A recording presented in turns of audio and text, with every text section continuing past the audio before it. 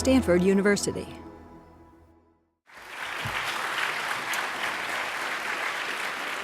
So besides the fact that I'm the president, I was trying to figure out, why did they want me to speak? And then I looked at this list of faculty names by year when they came and realized that my name is a lot closer to the front of the list than it is to the back of the list.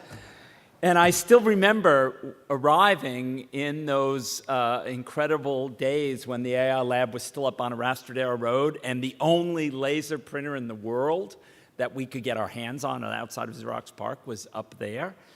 And we had seminars in polio. That was a time in computer science when you could go to almost any seminar and really understand what was going on, because the field was so young and so vibrant and so new.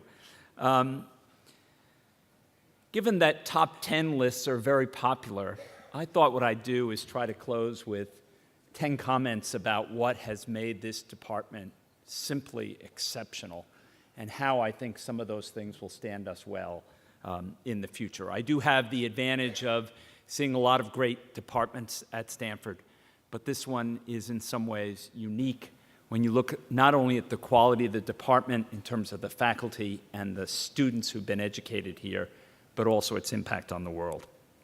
So what's contributed to that? First, I'd say our discipline. CS is an incredible discipline in 3 ways. First, there's great intellectual depth. When you think about issues like undecidability, NP completeness, random algorithms, cryptography, deep learning, these are things that are really intellectually deep, and they're stimulating to think about. Second is what I like to call CS mindset, but this is an observation that Don Knuth once gave to me. I asked Don, who certainly is high on my list of polymaths in the world, why he picked computer science. He could have been a great mathematician. There were lots of fields he could have gone into. Physics. Why computer science? And he said to me, because my brain operates in a way that's aligned with computer science, and it just comes naturally. And I think there is a mindset, whether you think of it as algorithmic thinking or you think of other things, the ability to combine both practical insights and mathematics together. There is something to be said. There's something that aligns with your brain if you're really good at computer science. And the third is, we've been blessed by standing on top of people who have fundamentally driven the technology we use at incredible rates. And that has allowed us to magnify our impact.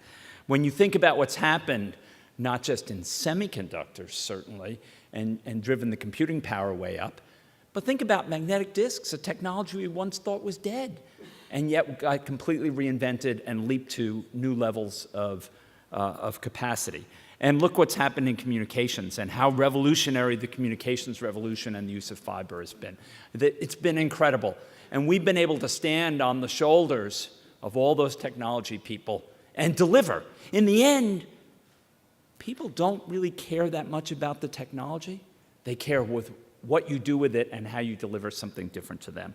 So that's benefited all of us. The coming of age of AI, you see this incredible excitement about what AI is going to do for us.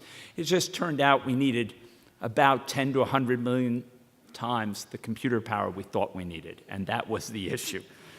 So you wait a few decades and you get 10 to 100 million times more computer power.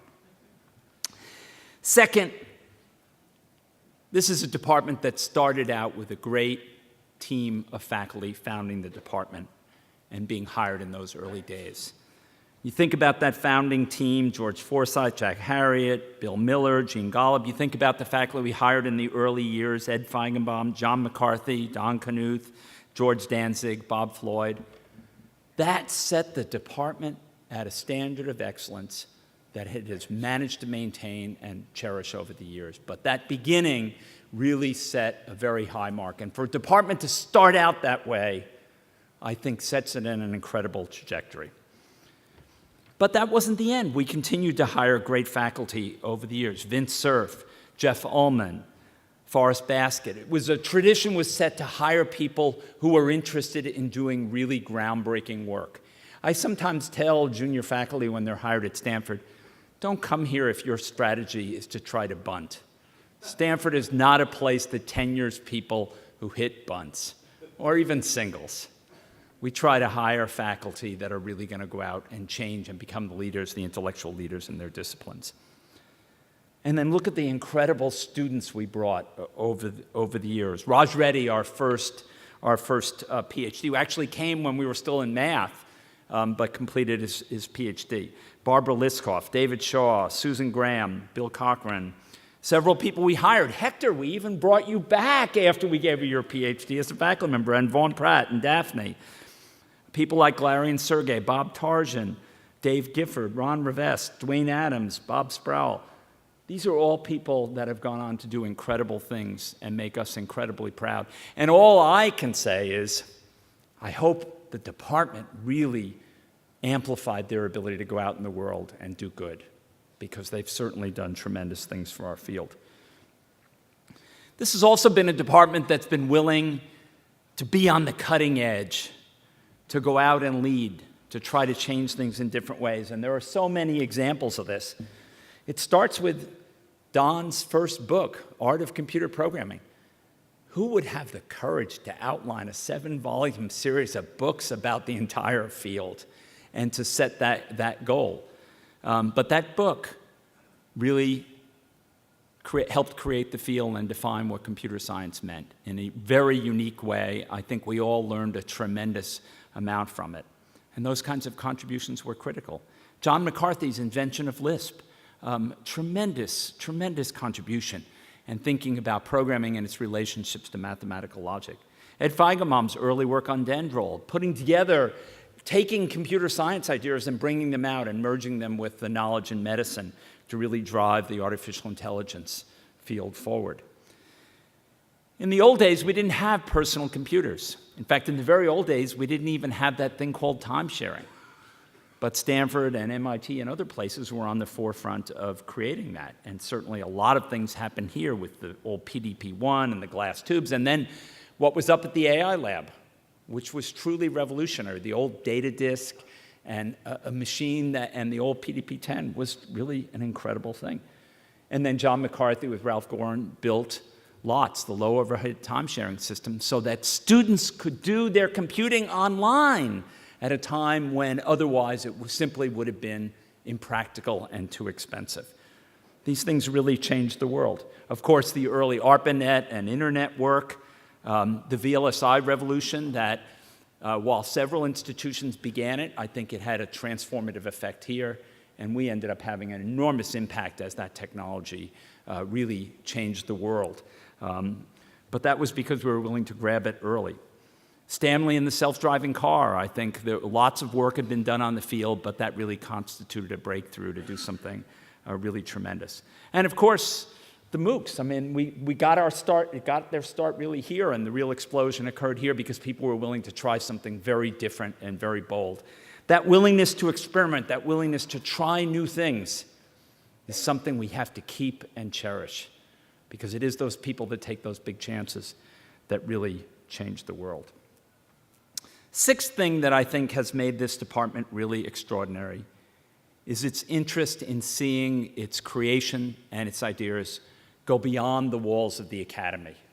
I think it was mentioned earlier, most people who start companies don't start them who come from the academy because they want to make a lot of money.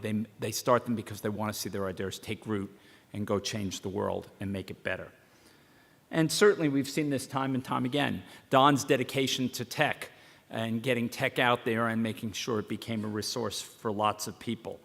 The early companies, whether it's a Yahoo, which remember that Yahoo started as a company because we told them they couldn't stay on campus anymore because they were driving up the university's internet bill by such an amount that we couldn't have them on our campus. When it got to the fact that 2/3 of the traffic to Stanford was coming into Jerry and Dave's Yahoo prototype, it was time to move them out and let them set up in their own world.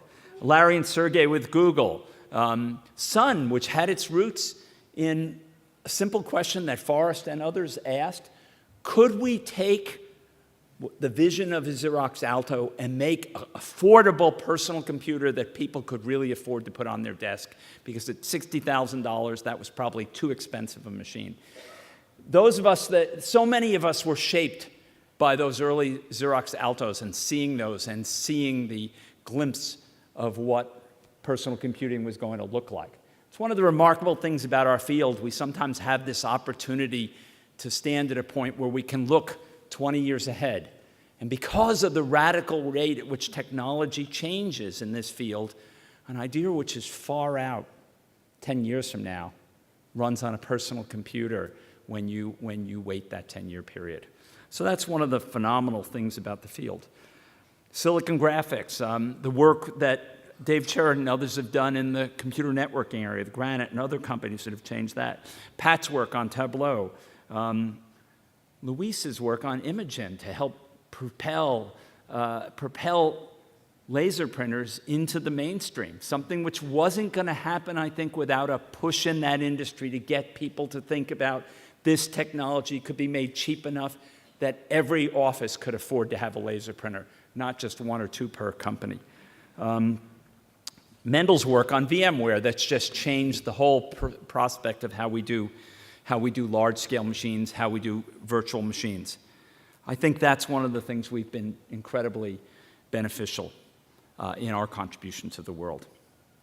Seventh, we just have had a great relationship, a great symbiotic relationship with companies, mostly in the Valley, but beyond that as well.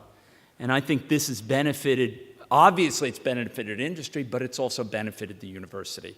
It's helped us understand what the really hard problems are. It's sometimes given us access to computing technology, to data, to other things that we couldn't get access to. You think about the early days with Xerox PARC here, with HP Labs. Those were days when those collaborations were really important. I even think about the days when we had active collaborations with IBM Research, both here, down south here in San Jose, but also back east, as well as with Bell Labs. And those were important collaborations. Then they changed over time as the Valley changed. They changed to relationships with the two DEC research labs, Whirl and Circ, and became crucial. And today with Google, Facebook, NVIDIA, Yahoo, and others. I think those strengthen us as an institution, they strengthen us as a department, and they help us ensure that we continue to get our ideas out there in important ways. The eighth thing I think we've really done well. We built great educational programs. Of course, it started in the early days of the department with the PhD programs. And I was thinking about, I don't remember, it was Gray Tuesday, Black Friday. I remember the day when the department was so small that we could go through, in a faculty meeting, go through every single PhD student, and every advisor would speak about how that student was doing. That was a small PhD program and a much smaller faculty then. But that was really a dedication to the quality of what we put into our program. And I think those great educational programs have been the key for us to be successful. The master's program, which we grew beginning with the honors co-op program and coterms, but as the Valley grew, the demand for professional master's degrees grew, and I think that's been transformative. Some people will sometimes say, well, Stanford's contributed a lot of technology, but the most important thing it's contributed to the Valley is educated people who go out and change the world. I think there's some truth to that. And then finally, our undergraduate program. I think most of you know for many years we didn't have an undergraduate program, but we built a great program, and it's a real tribute to Eric, to Mayron, and to the incredible teaching staff that support that program. It is really a great program. Lots of people around the university say, well, students want to major in computer science because there are great job opportunities. Well, that's true. But they want to major in computer science because when they take those first programming courses, they have such a transformative experience in terms of creating and learning a new subject that they come back for more. And that's what we need to continue doing. Those intro courses really are spectacular. And as we struggle to deal with the incredible enrollments that we have, I think we want to keep the quality of those programs where they have been because they have transformed the lives of so many students. Some of them will be computer science majors. Some of them will be majors in other things. I think CS plus X, our program to offer a set of undergraduate degrees between computer science and the humanities is truly brilliant. It's truly something that Stanford can do in a unique way, and we can deliver an opportunity. There are so many Stanford students that want to feed both sides of their brain, that want to be in English or music or art or some other field, and they want to be involved in information technology. And the ability to put those together. It's virtually impossible if you are an undergraduate at Stanford to complete a BA and a BS in 4 years. But with CS plus X, you essentially do that. And that's a real tribute to the leadership in our faculty that have helped make this a possibility. Ninth, willingness to grow. When I arrived, Stanford was a very small computer science department, about 15 faculty. And it was flexible in boundaries. We began appointing more and more faculty. EE was trying to do something to help grow. But you could see in the late 70s and early 80s that the field was expanding much faster than we were able to grow the faculty. And that reached a key decision point, and it reached that key decision point in 1985 when we had to decide, would we move the department to the engineering school, and would we start an undergraduate program? And that was a crucial decision point, and it was a long discussion among the faculty. First of all, to feel that the theory and mathematics side of the department would be well supported if we moved to engineering, and the focus wouldn't just be on the more applied aspects of the field. But I remember a key thing that Ed Feigenbaum said, and he said, if we don't grow, we'll be limited in what we can do, we'll fight over resources, and we'll miss an opportunity. And that was a key point when he said that, and I think the department voted to do it eventually, and we haven't looked back. And now we're up to 40 faculty, and we need to be 50 or 60 faculty, and we'll have to figure out how to cross that bridge, which will change the department again, but we're in a field that has so much impact and so much potential that I think it's something we have to figure out how to do. And then finally, looking to the future, what things have really helped us succeed, and what do we need to remember in the future? First of all, information technology is part of everything. Software eats the world, any way you want to say it. It is part of every discipline. It doesn't mean that everybody who wants to learn something about information technology is going to be a CS major. It just means they're going to stop by and take a few courses from us. And we need to figure out how to service that and do it well. We need to continue to be bold. This is not a time when the department can rest on its past glories. It needs to continue to be bold, to be willing to try new things, to hire great people. If there's anything that's made the department great over time, it's that we've hired great people at the faculty. We brought in great students to be our colleagues here. And from the day I arrived, our students were our colleagues in research, in learning material together, and I think we want to preserve that. Continue to bring the very best people. Build great relationships around the university so that we're collaborating with all different parts of the university, with the medical school, with other parts of engineering, with humanities and sciences. I think that's going to be critical as information technology continues to have a broader effect on lots of disciplines. We have to embrace creative destruction. The Valley is about creative destruction. Information technology, new technologies, anything that changes the world is about creative destruction, and we have to understand that some of those courses that we took many years ago don't need to be taken by young people anymore. You don't have to become an expert in reading core dumps anymore. Oh, I know. Or in hexadecimal, there are certain things that you no longer need to master. We need to embrace that creative destruction. Finally, let's not be complacent. We stand on 50 years of great tradition and great accomplishments. It's a great birthday, and my hope is that the department doesn't become complacent, but that the next 50 years are as great as the last 50 have been. Happy birthday, computer science. For more, please visit us at stanford.edu.